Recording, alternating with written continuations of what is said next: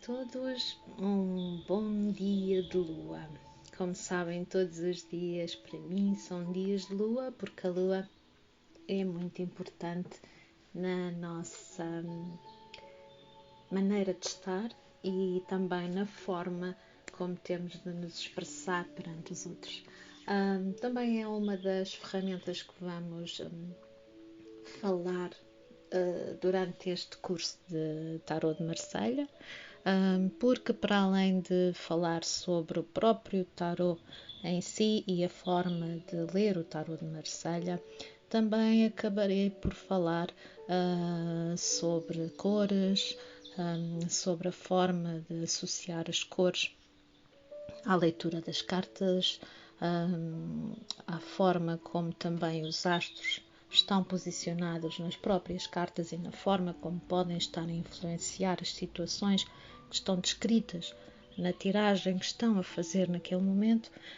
Portanto, como veem, ainda antes da introdução, quero deixar-vos esta maneira de ler o tarot, que vai ser um pouco a minha maneira, como aprendi e como fui desenvolvendo a ferramenta do Tarot de Marselha para ler o tarot de uma forma terapêutica.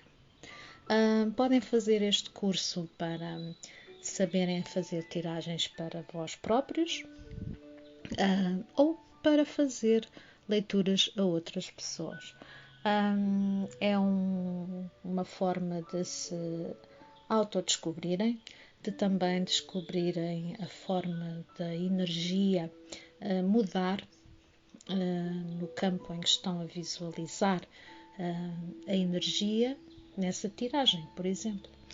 Mas isso já será lá mais para a frente que teremos de explicar um pouco melhor. Vamos começar pelo início. O que é o Tarot de Marselha? Então trata-se de um jogo de 78 cartas distribuídas em dois grupos, os arcanos maiores e os arcanos menores. Quais são as origens deste jogo? Este jogo já vem da Idade Média, foi provavelmente concebido no norte da Itália, no século XV, e foi introduzido no sul da França, quando os franceses conquistaram Milão e Piemont em 1499. Os antecedentes do Tarot de Marselha então foram introduzidos no sul da França e depois o jogo de Tarot declinou na Itália, mas sobreviveu na França e na Suíça. Como devem já ter percebido, os desenhos deste baralho que vamos utilizar são de caráter medieval e podem ter recebido também influências do vitral gótico, isto por causa das suas linhas e das suas cores. Então, o jogo foi reintroduzido na norte de Itália e o padrão das cartas foi reconhecido como de Marselha e ficou o Tarot de Marselha.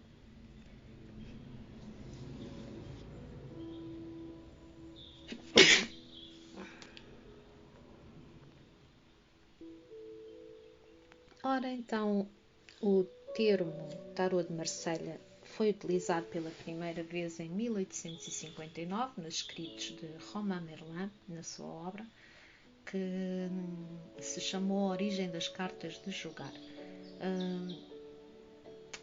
Entretanto, em seguida foi utilizado pelo ocultista francês Gérard Dencausse no capítulo 9 do seu livro Tarot dos Boêmios, e foi popularizado a partir de 1930 pelo escritor francês Paul Marteau. O uso deste nome coletivo refere-se então a uma variedade de desenhos intimamente relacionados que foram produzidos na cidade de Marselha, sul da França, cidade centro de fabricação das cartas de jogar, e que foram feitos em outras cidades da França, Suíça, Bélgica e Áustria.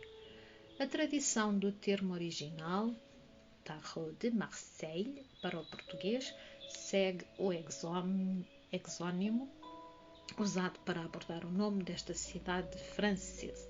A estrutura: os arcanos menores e os arcanos maiores. Isto são as estruturas principais. Mas dentro dos arcanos menores temos os 4 naipes. Os paus, as espadas, as copas e os ouros. Em todo o caso, dentro do tarot de Marselha, estes naipes são identificados pelos paus, os batons, as espadas, os épées, as copas, cupes e deniers, os ouros. Cada um destes naipes contam de As ao 10, ou seja, As e depois 2, 3, 4, 5, 6, por aí. Para cada um, há também 4 figuras da corte. Um valete, um pajem, o valete ou o pajem, não é? Portanto, o valet, o chevalier, o cavaleiro, o rei e a rainha. As cartas da corte são às vezes chamadas das figuras de honra ou as lâminas menores do baralho. Enquanto que os arcanos maiores são então as lâminas maiores ou figuras de centro, não é? As figuras centrais. No tarot de Marselha, como é padrão, o naipe das espadas é desenhado então com um símbolo abstrato em linhas curvas, formando uma forma que lembra uma mandorla. O que é uma mandorla? Explicam, podem perguntar-se vocês. A mandorla é uma auréola oval em forma de amêndoa, que envolve normalmente, portanto, uma representação de Jesus Cristo, não é? Portanto, seria uma espécie de figura oval, um contorno oval, digamos. Será isso.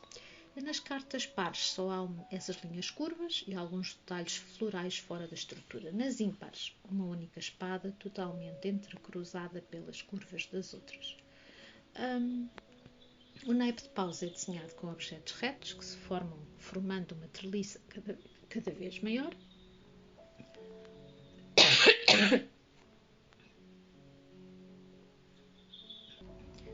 Peço desculpa, estou um pouco constipada, mas se ficar à espera de melhorar, não faremos tão depressa o vídeo, por causa também de que vai começar a época das alergias e vamos então ter que trabalhar com o que temos.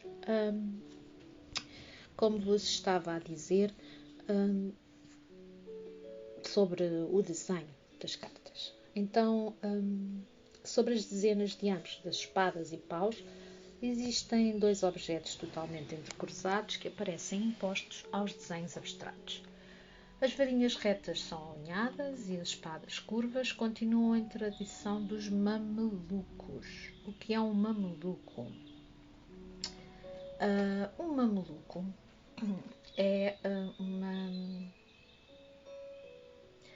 portanto, seria uma casta militar de mamelucos, que eram também chamados de mamalucos e eram soldados de uma milícia egípcia constituída por escravos turcos. Isto para vos mostrar que o tarot de Marselha foi feito com bastante requinte no desenho, tanto no aspecto gótico como no aspecto das cores, de ir buscar os tons ricos aos vitrais e aos vitrais das igrejas, que eram lindíssimos na altura, com cores muito ricas, muitas cores primárias, que nos ajudam também a entender muito bem sobre a própria carta. Mas, por exemplo, neste caso, também a lembrar as espadas curvas, a tradição dos mamelucos, não é? E vocês dizem, o que é que isso nos interessa? Interessa-nos para sabermos o porquê da riqueza dos desenhos das cartas e também para nos tornar um pouco mais conhecedoras do seu início. E portanto assim vemos que as espadas representam então cimitarras e os paus os tacos de polo.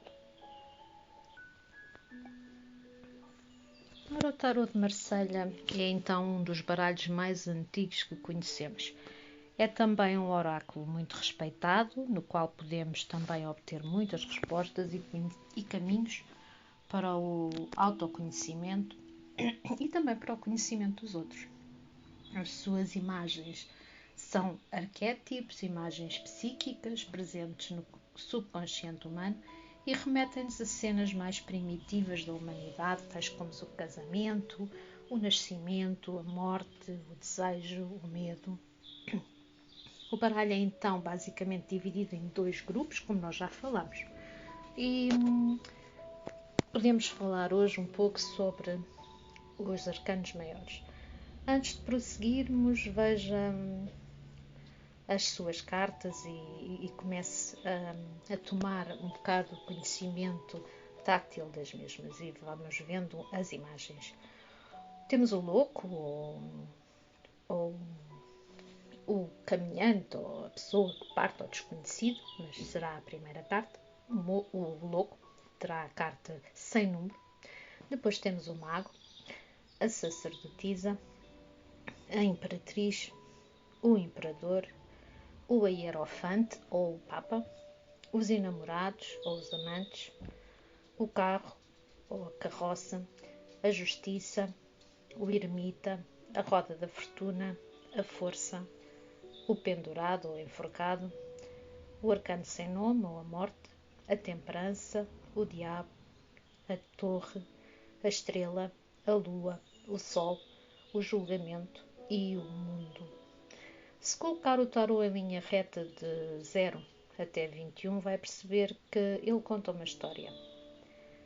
Agora preste atenção e leia a seguir essa história. É como se o louco, alguém que acabou de sair da sua zona de conforto, fosse à procura de algo e inicia a sua aventura. E a seguir ele vai encontrando problemas, prazeres, deveres e direitos na sua vida. Descobre que tem um pai, uma mãe, o imperatriz e o imperador. Descobre a arte de transformar, o mago. Descobre que temos o nosso lado espiritual para cuidar, a sacerdotisa e o papa. Ele deve fazer escolhas que são duras ou simples ou efêmeras, não é? Os enamorados e o carro. Ele aprende o que é a esperança, o sucesso, as ilusões e os mistérios da vida, a estrela, o sol e a lua. E quando pensa que acabou, ele sofre uma grande perda, ou termina algo para começar outra coisa, a morte. Ele descobre o que é o orgulho, a traição, a luxúria, a torre e o diabo, as recompensas, o mundo. E assim vai aprendendo até fechar um grande ciclo e começar tudo novamente. A relembrar a nossa vida, não é mesmo? As cartas não têm somente um único significado. Dependendo da situação, podemos ter várias interpretações, como por exemplo o enforcado. Esse arcano maior pode significar um novo olhar, o autossacrifício, um sacrifício em vão, sabedoria adquirida de forma mais drástica ou outros significados. Por isso, como veem, será obviamente para tomarmos a devida atenção, carta a carta, arcano maior de cada vez e também arcano menor de cada vez.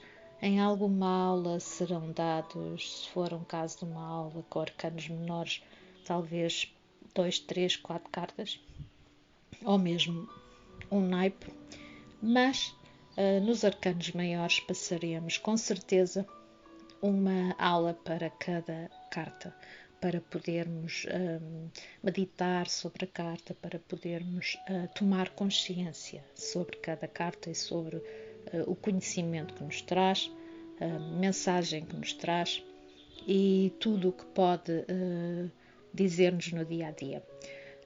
Portanto, este é o início de uma viagem. Quem quiser fazê-la comigo é só entrar em contacto e deixar a sua mensagem privada para continuarmos esta conversa sobre o tarot de Marselha e você aprender ao seu ritmo, em casa. Para os nossos alunos, já para os meus alunos, para os que já estão a aprender,